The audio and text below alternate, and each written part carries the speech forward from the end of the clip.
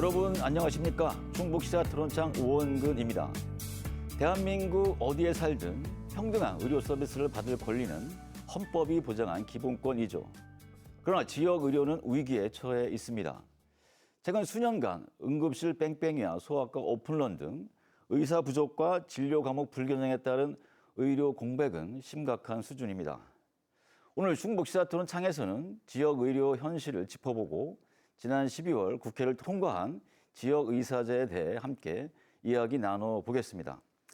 그럼 오늘 참여해 주신 분들 소개해 드리겠습니다. 먼저 나백주 을지대학교 의과대학 예방의학교실 교수 나오셨습니다. 안녕하십니까. 이상정 충북도 의원 나오셨습니다. 네, 새해 복 많이 받으세요. 이현경 월간 옥인의 편집장 나오셨습니다. 예, 반갑습니다. 김형국 제천 참여연대 공동대표 나오셨습니다. 네, 반갑습니다. 네, 본격적인 토론에 들어가기에 앞서 공공의료 현 주소를 키워드로 표현을 해 주시기 바랍니다. 먼저 나 교수님. 네, 저는 지역의료 붕괴 위기라고 표현을 하고 싶습니다. 지금 지역의료가 상당히 심각한 상황이고 지속 가능성이 굉장히 부족한 그런 측면이라 이렇게 표현해 보았습니다. 네, 네 붕괴 위기. 이상정 의원님. 네, 저는 외줄타기로 말하고 싶습니다. 상당히 불안하죠.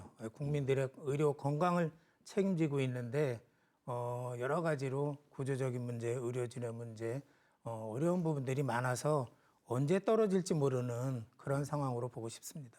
네, 외줄타기를 해주셨고 이현경 기자님. 예, 저는 짙은 안개다 이렇게 말하고 싶습니다. 안개 너머에는 무슨 실체가 분명히 있는 것 같은데 농촌 주민인 제가 지금 서 있는 자리에서는 사실 보이지가 않습니다. 예, 보이지 않는 짙은 안개다. 이번에는 김영국 대표님. 네, 저는 공공의료를 한마디로 표현하자면 외화내빈이라는 말이 떠오릅니다. 겉으로는 제도와 건물이 갖춰진 것처럼 보이지만 정작 현장에서는 사람과 시스템이 부족합니다. 그래서 주민들은 아플 때마다 내가 지금 갈 수 있는 곳이 어디가 있을까를 먼저 생각하게 되는 거죠. 특히 우리 제천 단양 같은 북부권은 응급 상황일수록 그 불안이 더욱더 크게 느껴집니다. 네, 네 외화 내빈 네 분 모두 아슬아슬하고 불안하고 심각한 상황으로 보고 있는 것 같습니다. 네, 김영국 대표님, 이 제천 단양 지역은 공공의료 강화 대책위원회가 꾸릴 정도로 위기감이 이제 높다고 들었습니다. 최근 몇 년간 의사 증원 논의 속에서 공보위마저 수도권으로 차출되었는데요. 현장에서 느낀 위기 정도 어떻습니까? 제천은 의과 의사 5명 가운데 4명이 공중보건의이고 또 단양도 공보위들이 그 핵심 역할을 하고 있습니다. 그런데 이 공보위들이 대부분 26년 내년 4월에 다 전역을 앞두고 있습니다. 예. 그러니까 지금도 소아 진료나 야간 진료는 원주나 청주로 이동해야 하는 경우가 적지 않은데 대체 인력이 준비되지 않으면 보건소나 보건지소 진료 자체가 굉장히 흔들릴 수 있다는 걱정이 현장에서는 큽니다. 주민들 사이에서는 이러다 정말 큰일 나는 거 아니냐라고 하는 말이 자연스럽게 나오고 있고요.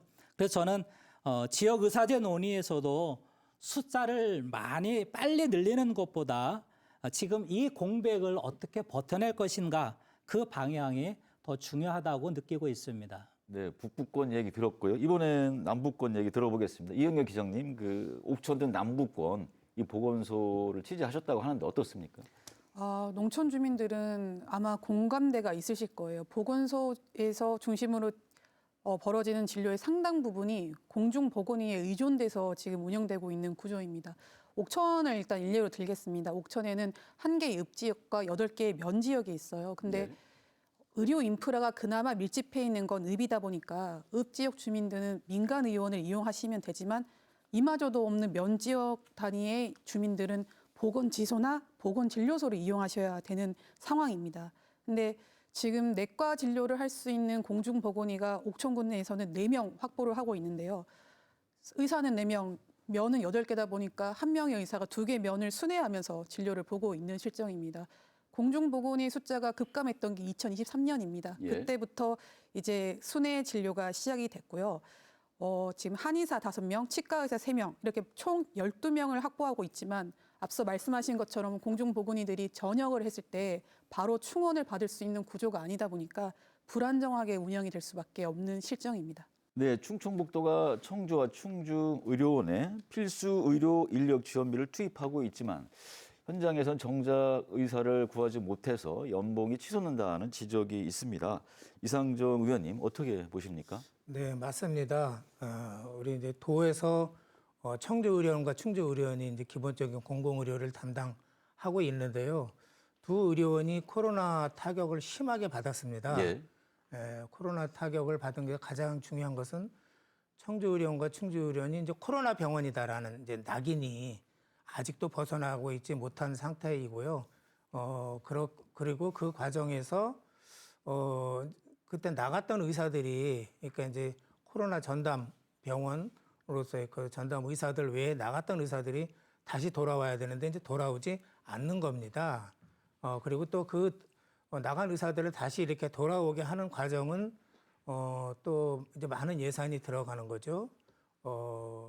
그동안에 이제 인건비도 훨씬 더 올랐고 상대적으로 의료원이 인건비를 줄 수가 없습니다. 이제 자체적으로 어떻든 제도나 규정에 의해서 많이 줄 수가 없고 그렇기 때문에 의료진들을 구하기가 상당히 어려워서 지금은 한 개과에 기본적으로 의사가 한 두 분은 계셔야 되잖아요. 예.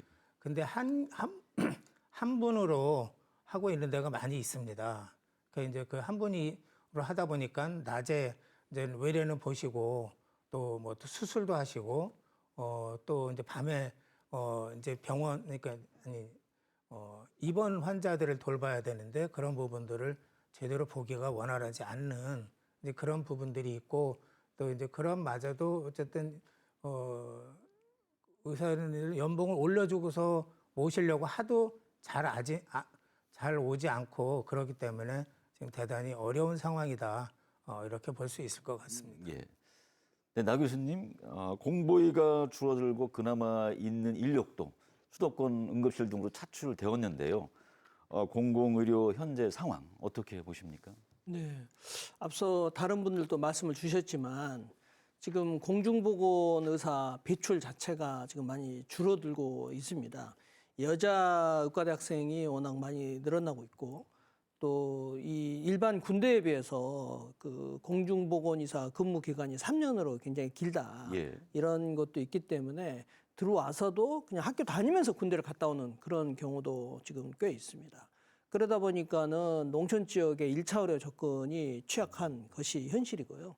더 이제 심각한 것은 이제 농촌에 있는 병원들이 이제 주민들도 차가 좋으니까 교통이 좋으니까 수도권이나 대도시로 많이 이동을 하게 되는 그런 측면도 있고 또 의사들도 수도권에 있는 병원들에서 급여를 더 많이 주는 그런 현상들이 있다 보니까 지역에 다 안 머무르려고 하는 그런 지금 문제들이 있습니다. 그런 상황에서 이 공공병원만이라도 조금 제대로 투자를 해서 역할을 해주면 좋을 텐데 앞서 의원님께서 말씀하셨듯이 아직 여러 가지 회복이 좀 덜 된 그런 어떤 측면도 있고 지원 자체가 워낙 좀 충분하지가 않은 좀 그런 상황이다 보니까 여러 가지로 지금 사실 공공의료 또 지역의료 필수의료가 전반적으로 지금 위기 상황이 있다는 것을 말씀드릴 수 있을 것 같습니다. 그러면 이 공공의료가 이렇게 심각해진 원인 어디에 있다고 보시는지 들어보겠습니다. 누가 먼저 말씀을 좀 해주실까요? 지역 의료가 오랫동안 그 경제 논리에 맡겨져 왔던 측면은 분명히 있는 것 같습니다. 인구가 적고 또 수익이 나기 어려운 그런 북부권에서는 민간 병원이 들어오기가 어렵고 또 기존 의료 인력도 버티기 힘든 구조가 반복돼 왔습니다. 이런 상황에서 공공의료가 그 빈자리를 채워야 하는데 공보위 감소처럼 인력 공급 구조는 빠르게 변했지만 지역 의료를 떠받칠 시스템은 그 속도를 따라가지를 못했습니다. 예. 공공병원 또 민간병원 보건소가 하나의 체계로 묶여서 움직이도록 설계되지 못한 점도 크다고 봅니다. 그래서 지금 필요한 건 누가 잘못했는지를 따지는 게 아니라 어디를 먼저 살릴 것인지 무엇부터 지켜야 할지에 대한 방향 설정이라고 느끼고 있습니다. 네, 공공의료가 심각해진 원인 이현경 기자님. 저는 이상영 의원님 말씀에 굉장히 동의를 합니다. 저도 공공의료가 심각해진 원인은 민간의료 비중이 대한민국에서는 기형적으로 많다는데 저는 원인을 두고 있습니다. 제가 토론에 오기 전에 좋은 공공병원 만들기 운동본부에서 정리한 자료를 좀 가지고 와봤어요. 한국의 민간의료 비중이 기간수 기준으로는 95%나 차지하고 있고요. 예. 병상수를 기준으로는 91%에 달한다고 합니다. 공공의료가 차지하는 게 10%가 안 된다는 말이 있거든요. 근데 이게 얼마나 높은 수치냐 했을 때 OECD 평균값과 비교해 보면 또 바로 알 수 있어요.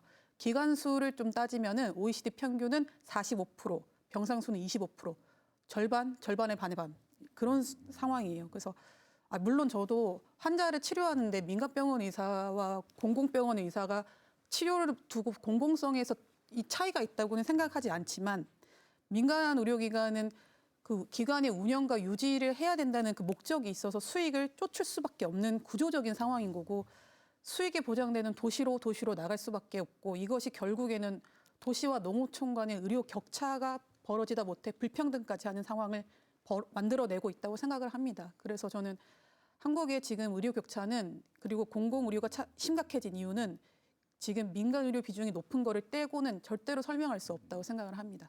예, 이번엔 나 교수님 이야기 들어보겠습니다. 네. 방금 그 이현경 기자님 말씀 잘 해주셨는데요.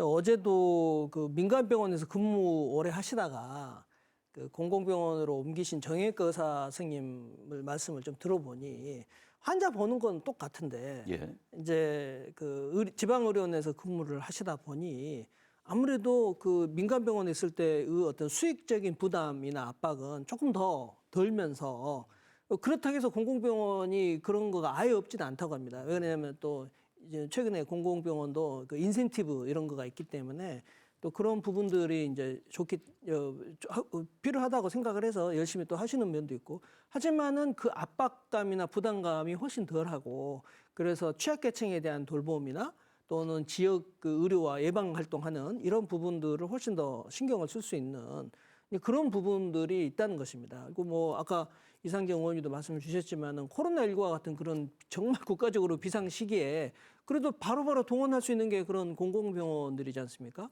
근데 그런 비중이 너무 낮은 거죠. 근데 그 이유는 이제까지 의료가 너무 수가 중심으로만, 시장 중심으로만 되어 왔었고, 그러다 보니까 재정 방식의 투자가 미흡했고, 또 지방자치단체하고 중앙정부가 서로 역할 분담을 해가지고 뭔가 책임을 나눠 가진다거나 이런 부분이 있어야 되는데 중앙정부가 다 주도해서 수가만 가지고 이거를 하는데 실제 현장에서 보면은 이게 작동하지 않거나 뭐는 돌아가는데 뭐는 안 돌아가는 연결성이 떨어진다거나 이런 부분에서 지자체가 역할을 해줘야 되는데 이런 그 좀 미스매칭이랄까요? 부조화가 우리 지역에 상당히 컸다 이렇게 좀 말씀드릴 수 있을 것 같습니다. 그럼 이 지금 상태대로 흘러간다면 앞으로 공공의료가 어떻게 될 거라고 전망하시는지 이현경 기자님 얘기 들어보겠습니다. 지금도 차지하는 비율이 10%가 안 되는데 이거보다 더 낮아지겠죠. 보건의료 분야는 시장에 떠맡겨지면 안 되는데 시장에 내맡기는 꼴이 될 거고 엄청난 사회 갈등이 예상이 됩니다. 예. 의원님께서는 어떻게 전망을 하십니까? 네, 이 상황이 계속적으로 간다면 더 악화되고 악순환될 거라고 생각이 됩니다. 근본적인 대책이 있어야 될 것 같고요. 아무래도 수도권 중심의 의료 그 체계, 시장 체계이기 때문에 수도권과 인접한 우리 충북이 상당히 좀 불리하고 뭐 조금만 한두 시간만 가면 다 수도권으로 가기 때문에 우리 그 충북의 의료기관 이용률이 떨어질 거라고 보고 대표적으로 이제 충주를 보면 충주의료원이나 건대병원을 이용을 많이 해야 되는데 지금은 뭐 청주로 간다든지 서울로 간다든지 원주로 빠지든지 이제 이런 상황이 되고 있는 거거든요.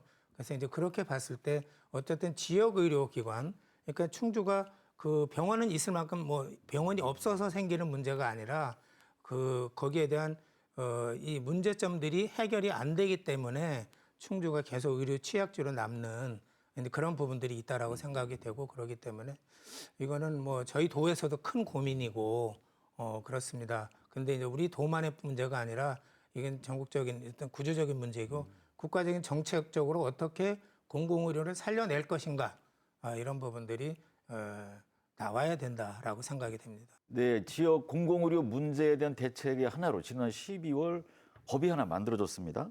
지역의사의 양성 및 지원에 관한 법률인데요. 지역의사제법이라고도 합니다. 이 법이 국회를 통과했는데요.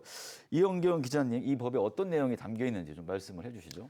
네, 법률안 이름 그대로 지역에서 일할 의사를 양성하겠다는 것이 지역의사제법입니다. 예.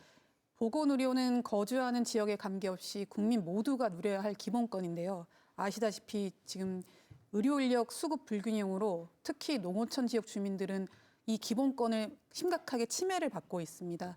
이거를 좀 해결하기 위해서 정부가 나서서 지역에서 일할 의사를 양성해서 일정 기간은 지역에 근무하게 하자.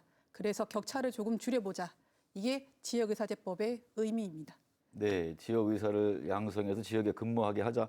교수님 좀 더 구체적으로 뭐 복무 기간이나 이런 것도 포함해서 얘기 좀 해주시죠. 네. 그 양성을 할 때 이제 그렇게 선발된 그 의대생들은 학비와 그다음에 생활비 일부를 지원을 받아서 교육을 받는 거고요. 그렇게 해서 10년 동안 거기에는 이제 전공의 수련 기간도 좀 포함을 해가지고 예. 지역에 의무적으로 복무를 해야 되는 거고, 만약에 이제 그거를 위반했을 때는 의사 면허까지 이제 박탈할 수 있는 정도로 강력한 내용으로 이제 이렇게 해놨습니다. 근데만은 이제 요것은 교육 기간이 6년이고 또 수련 기간 뭐 하면은 이제 상당히 긴 시간을 거쳐야 되지 않습니까? 그래서 네. 당장 필요한 의사 인력은 그러면 어떻게 할 거냐와 관련해 가지고는 기존에 이제 그 의사가 된 사람들에게 계약형으로 좀 급여를 좀 더 주고 정지 요건을 개선해 가지고 하는 그런 계약형 지역의사제도 지금 병행하는 식으로 이제 이게 되고 있습니다. 예. 네, 지역의사제에 대해서 알아보고 있는데 김영국 대표님, 이 지역의사제가 농촌 의료 공백을 메울 수 있다고 보십니까? 지역 주민들 입장에서는 가뭄의 단비처럼 느껴지는 제도인 것도 사실인데요. 다만 이 제도 하나로 농촌 의료 공백이 다 해결될 거라고 기대한다면 오히려 현장에서는 저는 실망이 커질 수도 있다라고 봅니다. 중요한 건 속도가 아니라 방향이라고 보는데, 의사가 오더라도 응급 상황이나 분만 같은 필수 진료에 실제로 연결되지 않으면 주민들 입장에서는 무엇이 달라졌는지 체감하기가 어렵다고 하는 것이죠. 그래서 이 지역의사제가 효과를 내려면 단순히 그냥 숫자를 늘리는 데서 그치지 않고 지역의 그 필수 의료 현장과 제대로 맞물리도록 설계되는 게 중요하다라고 생각을 합니다. 대표님께서 말씀하신 것처럼 지역의사제가 시행이 되려도 앞으로 한 10년 정도는 기다려야 되고, 의대에 입학하고 6년 동안 의대를 다니고 1년 인턴, 4년 레지던트 과정을 거쳐야 이제 배출이 되기 때문에 그 10년의 공백을 어떻게 채울 것인가라는 문제, 그리고 또 말씀하신 것처럼 시행이 되더라도 부족한 지역에 적재적소에 필요한 만큼 그리고 그 어려운 지역에 대한 인력 수급 제도, 이런 부분들을 좀 종합적으로 본 상태에서 하는 것이 대단히 중요하다라고 생각이 됩니다. 그래서 그 각 지역별로 진료 기능이나 이런 접근성들이 다 다르기 때문에 세심하게 배치하는 부분들이 또 대단히 필요할 것 같습니다. 나백주 교수님, 이 지역의사제와 관련해서 가장 궁금한 것 중에 또 하나가 의료계의 입장입니다. 반발 기류도 있는 것 같은데요. 어떻습니까?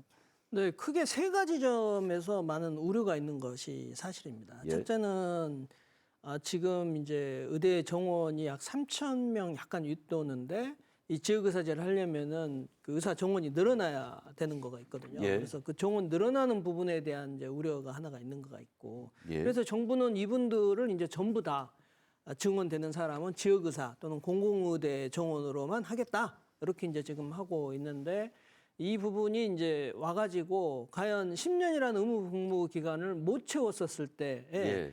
의사 면허 박탈, 이런 부분들은 너무 그 직업 선택의 자유를 침해하는 거 아니냐 하는 좀 그런 식의 어떤 그 우려도 좀 있고요. 또 하나는 10년이라고 하는 의무 복무 기간을 마친 다음에는 역시 또 그 어떤 비필수 또는 수도권으로 빠져나가게 될 텐데, 예. 그러면은 의료의 어떤 그런 경쟁이 더 심해지는 거 아니냐. 진짜 근본적인 필수 지역 의료의 어떤 그 해결은 어려운 문제가 있는데 그거는 아직도 근본적인 해결이 안 되는데 의사만 늘려갖고 될 것이냐 이런 어떤 우려가 있는 것이 이제 의사들의 입장입니다. 뭐 얘기 나왔지만 계획대로 나간다 하더라도 이 지역 의사제에서 선발된 인원이 실제 현장에 배치될 때까지는 뭐 약 10년 정도 걸릴 것으로 보입니다. 그럼 지금부터 앞으로 이 10년 동안의 공백기를 어떻게 메우면 좋을지 이현경 기장님. 네. 공백기가 얼마나 심각한지에 대해서 먼저 말씀을 드리고 싶습니다. 공백은 당장 직면한 문제입니다. 그 3월부터 우리 통합돌봄이 전국에 전면 시행을 해야 하거든요. 예. 통합돌봄 안에서 중요한 사업 중에 하나가 재택의료센터라는 것을 운영하는 겁니다. 거동이 불편해서 병원에 직접 찾지 못하는 환자분들을 이제는 의료진이 찾아가서 집에서 서비스를 받을 수 있게 하는 그런 서비스인데요. 재택의료센터를 운영하려고 하면 지자체에서는 지역 내 1차 의료기관의 협업이 굉장히 중요한데 지금 옥천군만 해도 지역 내 1차 의료기관에서 재택의료센터를 해보겠다고 손드는 기관이 없어서 굉장히 곤욕을 치르고 있습니다. 이렇게 공백이 발생하고 있거든요. 예. 근데 옥천만 이런 걸 겪고 있지 않고 상황은 비슷할 거라고 보고 다른 지역에서는 어떻게 묘수를 좀 가져가고 있나 좀 찾아봤더니 역시나 지자체 자체적으로 보건의료원을 운영하고 있는 곳이 이렇게 통합돌봄이라는 새로운 보건의료 정책이 나왔을 때 대응하기가 훨씬 쉽다는 것을 지금 여실히 깨닫고 있습니다.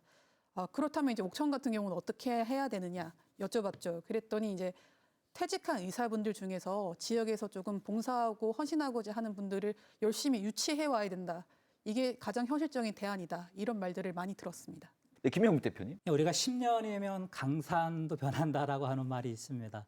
10년이라는 시간이 정책 입장으로 보면 이제 하나의 계획일 수 있지만 주민들 입장에서는 너무 긴 시간입니다.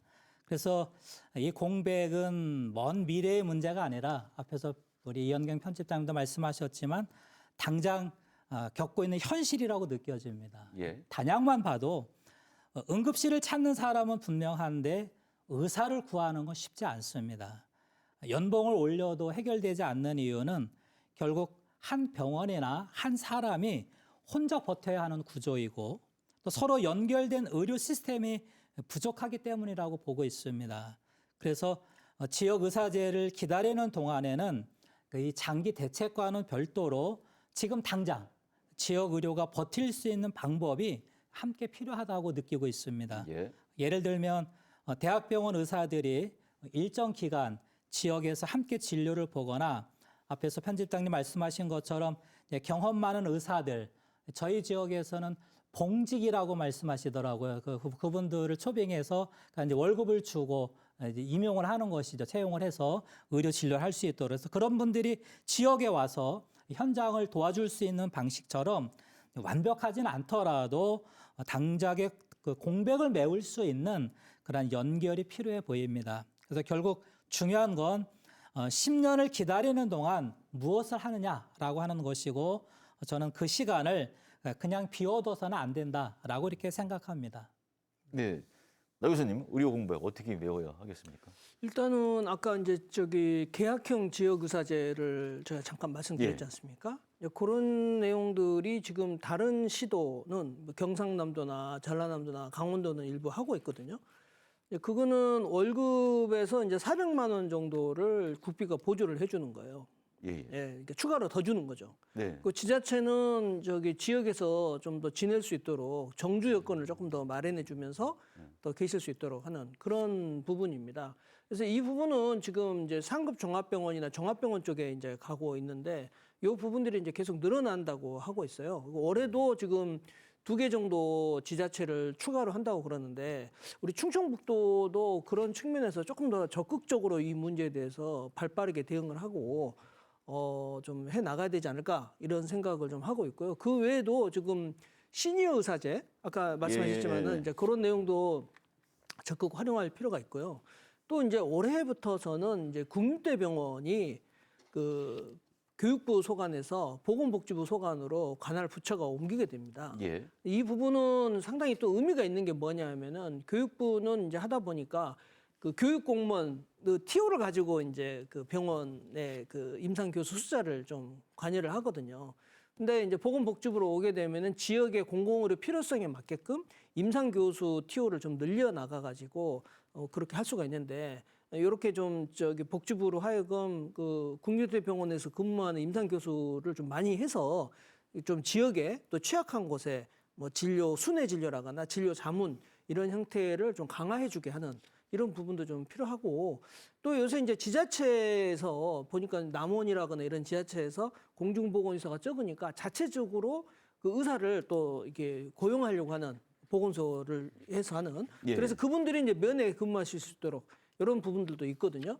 그래서 이런 제도도 지금 농특세가 과거 그 우리 그 자동차라거나 부동산을 매매하면 농특세가 생기는데 요거를 광역 지자체에 다 이거를 이제 지역 균형 발전 특별력에 넣어줬어요. 이런 부분들을 좀 기초 지자체나 이렇게 넣어가지고 이런 의사 인력을 좀 확보할 수 있도록 하는 다양한 아이디어가 지금 입체적으로 필요하지 않나 싶습니다. 그래서 아까 의원님께서 말씀해 주신 것처럼 그런 여러 가지 제도적 장치, 특히 이제 의무 복무 기간을 위배했었을 때는 의사 면허까지 박탈한다라는 강력한 조항이 있기 때문에 상당히 저는 실효성이 있다라고 이제 보여집니다. 하지만은 이제 사실 이런 유사한 제도가 과거에도 공중보건 장학제도라거나 군 장학제도 이런 부분이 있었습니다. 근데 이분들이 보면은 중간에 자기가 그 돈을 위약금을 물고 그냥 나가버렸고 그렇게 해서 벌어들인 돈이 훨씬 더 컸기 때문에 이런 일들이 비일비재했었거든요. 그래서 저는 이제 이런 문제들이 이제 물론 이제 의무 복무 기간이 강력한 법적인 그 제재가 있긴 하지만서도 와서 그러면은 또 시간만 때우는 식으로 일을 하게 된다면은 그것도 문제가 있는 거 아닌가 하는 거고 특히 일본은 또 호주도 그렇지만은 의무 복무 기간 이후에도 남아서 이 지역에서 복무를 하는가 이 부분을 또 굉장히 중요하게 봐요. 예, 예. 그래서 그렇게 이제 될 수 있도록 하려면은 몇 가지 더 고민들이 있어야 됩니다. 첫째는 지방자치단체가 선발부터 교육 또 수련 이 부분에 좀 적극적인 역할을 해야 된다. 왜 그러냐면은 학교 다닐 때부터 지역에서 실습도 나가보고 현장에서 나가서 뭐 조사도 해보고 이런 문제가 있어야 되고 또 지역에 딱 나왔는데 일할 만한 일자리가 별로 없다. 그리고 일하는 데가 다 민간병원이고 그 민간병원에서 돈을 얼마를 버느냐 이런 것만 이야기한다고 하면 그건 얼마나 긍지 있고 자부심 있게 일을 할 수 있을 것인가 하는 그런 부분도 있다는 거죠. 그래서 저는 이렇게 수련을 받거나 또는 현장에 가서 했을 때도 이렇게 외국에서는 어떻게 하는지 임상 능력도 키우지만은 지역 공공의료에서 어떤 역할을 할 수 있을지 정책적인 비전도 가질 수 있도록 하고 그다음에 일하는 것과 그다음에 생활하는 것, 또 자녀 양육 이런 여러 가지 어떤 그 워라밸 같은 걸 맞춰줄 수 있는 그런 세세한 부분들을 하려면은 지방자치단체의 책임성이 상당히 높아져야 된다. 그래서 결국은 이 어떤 그 10년 의무 복무가 끝나고도 계속 일할 수 있는 지역에서 그런 어떤 여건을 만들어주도록 하는 게 정말 필요할 것 같고요. 또 하나 문제는 이런 게 있어요. 예. 지역의사제만 지역이 일을 하도록 할 거냐? 그게 아니고 예. 지금 있는 지역의사가 아닌 의대생들도 사실 지역에서 일할 수 있도록 그렇게 자꾸 그 여건을 만들어줄 필요가 있고 교육 내용도 그렇게 가야 된다고 보거든요. 그래서 지금 요새 이제 대학 혁신 뭐 라이즈 사업이다 뭐 이런 게 있는데 의과대학 그 어떤 라이즈 사업 이런 차원으로 해가지고 그 지자체하고 지역에 있는 의과대학들하고 같이 해서 대학 자체의 어떤 교육을 지역 중심으로 좀 바꿀 수 있도록 하면 지역의사제로 온 사람들도 훨씬 더 뭔가 소명의식을 가지고 좀 특화된 그런 교육과 어떤 그 배치가 가능하지 않을까 그런 생각도 좀 해봅니다. 네, 지금 나 교수님이 잠깐 말씀하셨지만 그 또 다른 문제는 10년의 의무 복무 기간이 지나면 이 지역 의사들이 다 지역을 떠나지 않을까 이런 어떤 걱정인데요. 이에 대해서 김명국 대표님은 어떻게 보십니까? 의사가 떠날까 걱정하는 마음은 충분히 이해합니다. 그런데 사람이 마음만으로는 남지 않는 것 같습니다. 앞에서도 이제 계속 반복돼서 말씀들 하셨지만 의사들이 일할 수 있는 환경이 있고 또 가족과 함께 살 수 있는 그런 정주 여건들이 잘 마련되고 또 여기서 보낸 시간들이 그 경력으로 자연스럽게 이어진다면 굳이 떠날 이유는 저는 많이 줄어들 거라고 생각을 합니다. 의사도 결국 생활인이고 예. 또 가장이고 또 이 지역에서 아이를 키우고 일상을 꾸릴 수 있어야 합니다. 그래서 지역 의사제는 억지로 붙드는 그 제도가 아니라 자연스럽게 남을 수 있는 그런 방향이 중요하다라고 생각을 합니다. 네, 지금부터 앞으로 대책에 대해서 논의를 해 보겠습니다. 기존의 인센티브 대책만으로는 문제 해결이 어려워 보이는데요. 현실적으로 어떤 대책이 필요하다고 보시는지 이번에 도 의원님 먼저 얘기를 해주실까요?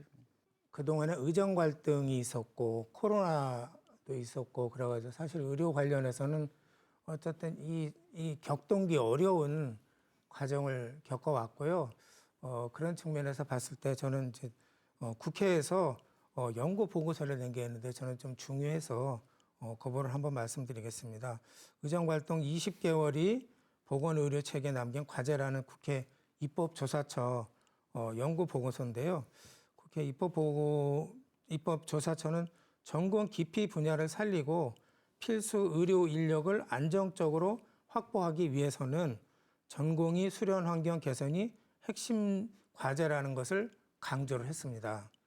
그래서 전공의법도 개정되어야 되고 수련 환경 평가 개선이 이루어져야 되고 전공의 육성과 수련 등을 위한 국가의 행정적, 재정적 지원이 필요하다. 그리고 의료사고의 법적 리스크를 완화할 필요가 있겠다.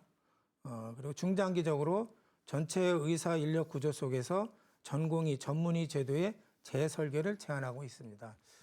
이 부분이 앞에서 쭉 얘기 나왔던 부분들이 좀 종합적으로 좀 잘 정리된 것 같아서 국가적으로 또 지방 정부가 이런 부분들에 대해서 앞으로 적극적으로 노력할 필요가 있겠다라고 생각됐습니다. 나 교수님 아까 일부 뭐 대책을 말씀하신 것 같은데 추가로 더 뭐 하실 대책이 있을까요? 저는 아까 이제 교육적 측면에서 예. 이런 교육이나 뭐 이런 여러 가지 이제 노동 조건이나 이런 부분들을 좀 말씀드렸는데 저는 지역에 좀 공공병원이 더 늘었으면 좋겠다. 예. 그런 생각을 해봅니다. 아까 보건의료원 이런 말씀도 다양하게 이제 말씀하시고 그랬는데 저는 좀 공공병원이 어떤 형태로든지 간에 좀 늘었으면 좋겠고 또 이제 앞으로 민간병원 중에서도 폐업하는 곳이 저는 꽤 있을 것 같거든요. 예.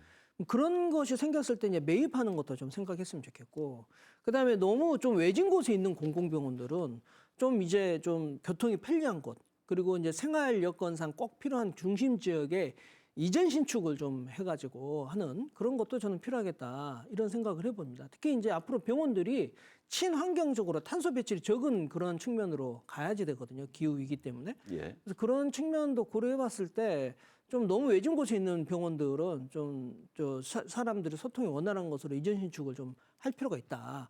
이렇게 좀 생각을 합니다. 그리고 저는 이제 또 하나 좀 보고 싶은 것은 그 시도마다 이 문제를 좀 해결하는 어떤 측면에서 별도 특별회계 이런 거를 좀 만드는 게 좀 필요하다. 안정적인 재정이 좀 필요하다는 거거든요. 지금 전국적으로 시도에 있는 이 보건의료 예산 비중이 보면은 1에서 2% 정도밖에 안 됩니다. 예. 그래서 이거는 보통 제가 봤을 때는 4에서 5, 6%까지 좀 늘어나야 되는데 이 기존에 있는 예산 틀 내에서 이거를 확보하기는 쉽지 않고 지금 마침 이번에 그 지역 필수의료 특별회계에 관한 특별 지원에 관한 법이 통과가 됐는데 이게 이제 매년 1조 2천억 원 정도의 돈이 이제 생기거든요. 그래서 예. 저희가 이제 중앙 정부에 이 이야기를 하고 있는데 요 돈이 우리가 담배 개별 소비세가 있어요. 그 594원인데 이게 매년 한 2조 원 정도 거치는데 그 45%는 소방안전 교부세로 지금 이 지자체로 가고 있거든요. 예. 요것을 공공보건의료 어떤 특별 회계 이런 형태로 해가지고 지자체에 좀 넘겨주고 지자체에 있는 지역균형발전 특별회계라거나 농특세라거나 이런 또는 뭐 하여튼 그런 예산들을 좀 붙여가지고 지금 있는 보건의료 예산보다 한 2배, 3배 정도 키워가지고 이 공공병원 신축 또는 비상시에 매입, 그다음에 인건비 지원, 그다음에 불가피한 적자 지원 이런 거가 좀 갈 수 있도록 할 필요가 있고 시도마다 이런 보건의료를 전담하는 그런 부서를 좀 별도로 좀 키워가지고 갈 필요가 있다. 이런 생각을 좀 해봐요. 이거 과조직이 아니라 국조직 정도로 하고 그다음에 병원이나 보건소, 그다음에 국립대병원과 협력 연계를 좀 강화하고 주민들이 지역 1차 의료를 좀 활성화해서 이용할 수 있도록 다양한 어떤 재정 지원을 좀 펼칠 수 있도록 지금 사실 붕괴 위기라고 하는 지역 의료를 살리려면은 이게 지역에서 공무원들이 정말 비상한 어떤 관심과 조직 역량을 저는 발휘해야 된다고 보거든요. 이 말씀 좀 드리고 싶습니다. 예. 네, 앞으로 대체 알아보고 있습니다. 이은경 기자님. 지역 의사제만 놓고는 해답을 찾을 수 없다고 생각을 합니다. 그래서 의료 공백의 문제를 해결하고자 지역 의사제라는 이게 제도가 나왔는데요.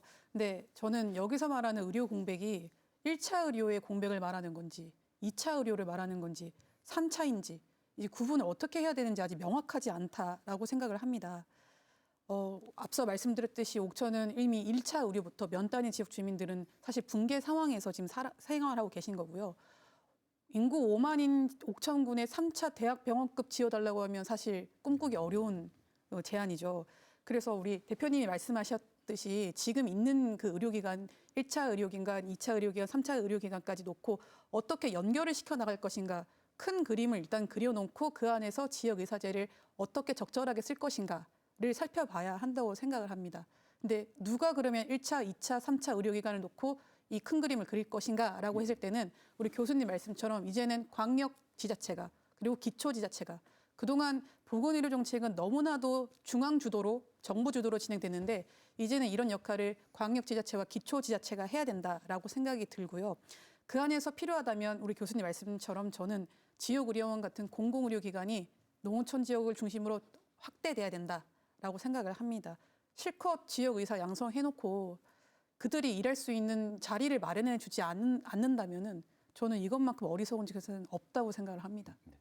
지금까지는 사실 어떻게 보면 그러니까 돈을 더 주면 해결될 거라고 이렇게 생각해온 측면이 있었던 것 같습니다.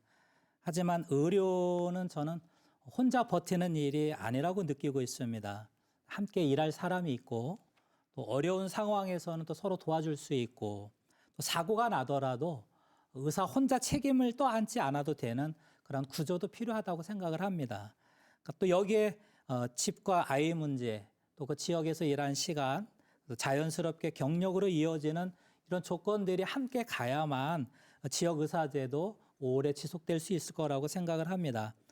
또 한편으로는 수익이 나지 않더라도 지역에서 꼭 지켜야 할 그 의료 영역이 있다는 점을 우리 사회가 함께 감당해 줄 필요도 있다라고 느끼고 있습니다. 그래서 저는 숫자를 빨리 늘리는 것보다는 의료가 버틸 수 있는 그 방향을 먼저 만드는 게 중요하다라고 생각을 합니다. 네, 나백주 교수님, 이 지역 의사제 관련해서 다른 나라 사례에서 벤치마킹할 내용이 있으면 좀 소개를 해 주시죠. 네, 일단은 저는 일본의 사례를 좀 먼저 말씀을 드리고 싶어요. 일본이 이제 지역의사제를 먼저 하고 있고, 예. 그다음에 그 자치의과대학이라 그래가지고 지자체에서 운영하는 의과대학이 있습니다. 예. 자체적으로 선발해가지고 그 자치의과대학에 보내면은 거기서 학비나 생활비를 다 대주고 또 지역에 와서 공무원 신분으로 지역에서 일을 하면서 벽지에 가서 일도 하고 그리고 또 행정 경험도 좀 갖고 정책도 수립할 수 있고 그리고 또 병원에서도 일을 하고 이런 여러 가지 일들을 하면서 거기 지역의사제로 온 그런 다른 의과대학 출신의 의사들과 협력하고 또 이끌어주고 하는 이런 부분들이 저는 굉장히 보기 좋더라고요. 그래서 아무튼 뭐 그런 내용들을 좀 말씀을 드리고 싶고 또 저는 스웨덴이 이 그 보건의료 관련해서 지방분권을 어떻게 했는가 이것도 조금 말씀드리고 싶어요. 예. 스웨덴은 그 중앙 집중과 지방 분권을 병행했습니다. 그러니까 지방 분권이라고 그래서 모든 것을 너희들 지방이 알아서 해 하고 그냥 떠넘기는 식이 아니라 중앙이 굉장히 책임성을 가지고 지역의 그 자율성과 권한과 책임성을 동시에 부여하는 그런 어떤 정책을 했는데요. 중앙 정부가 다 일일이 하지 않고 정책을 설계하고 법 제도 예산을 이제 그 지역 의료 필요성에 맞춰 가지고 배분해 주면서 지자체가 지역 의료에 대해서 정말 그 어떤 서비스를 잘 오가나이즈 할 수 있고 지역에 맞는 정책을 펼 수 있도록 도와주는 그런 어떤 내용들을 상당히 많이 했거든요.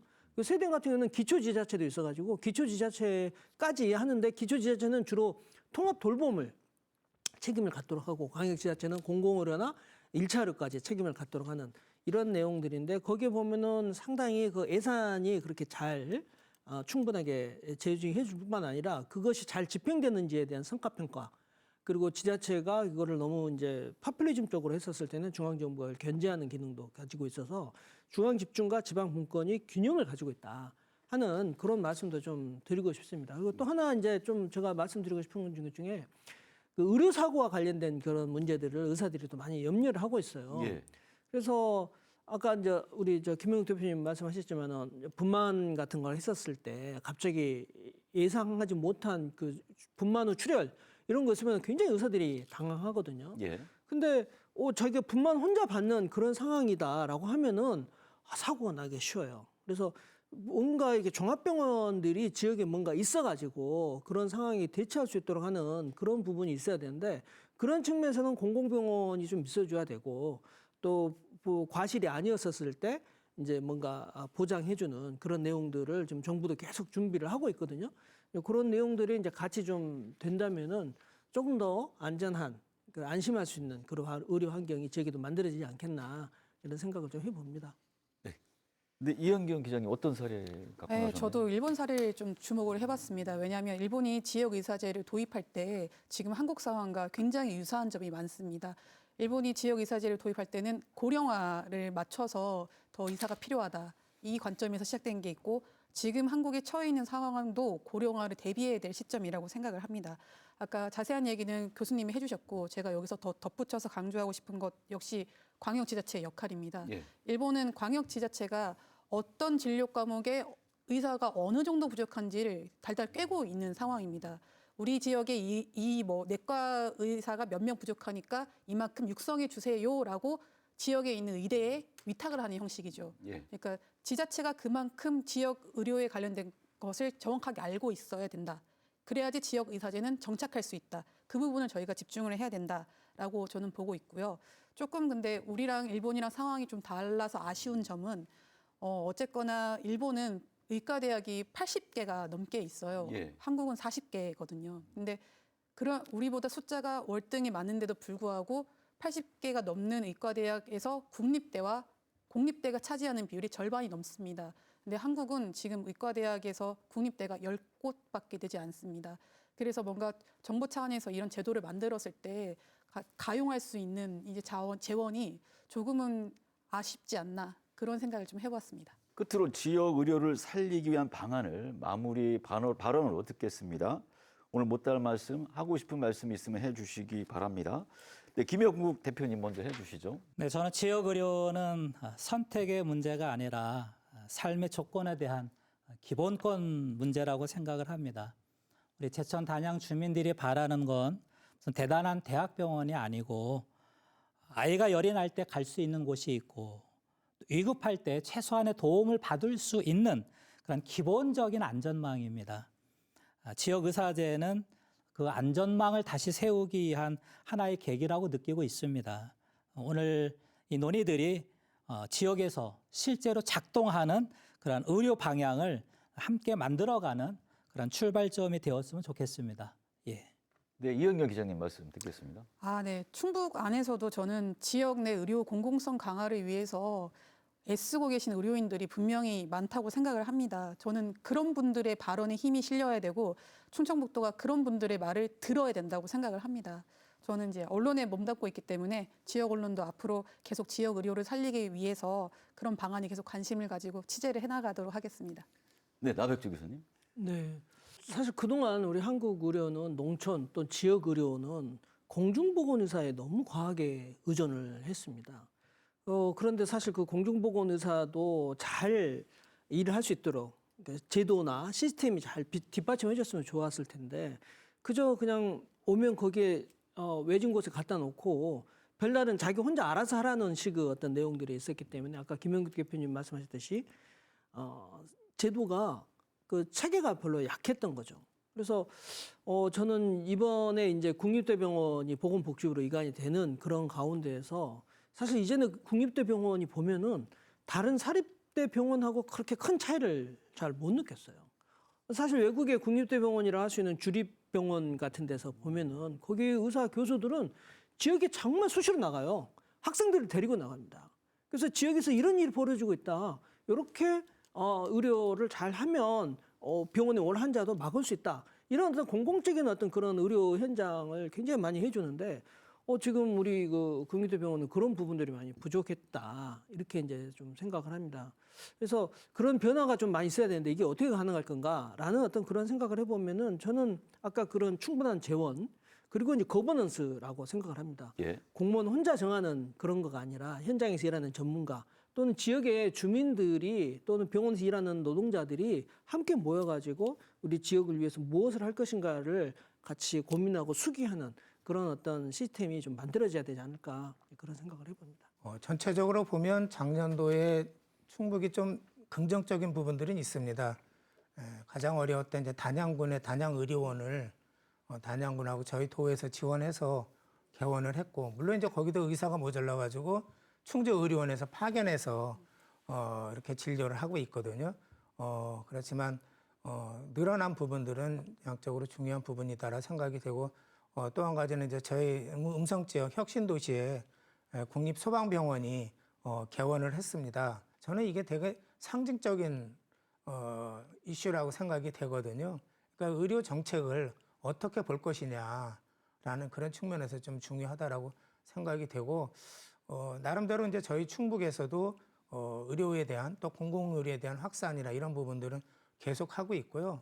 그동안에 지원 안 하던 충북대까지도 의사인건비도 지원하는 이제 그런 부분들이 있어서 추세는 확산되어 가고 있고, 그래서 좀 나아지는 측면들이 있지만 말씀하신 대로 지방 정부의 역할이 더 커져야 된다라는 부분들에 저도 대단히 공감하고 있습니다.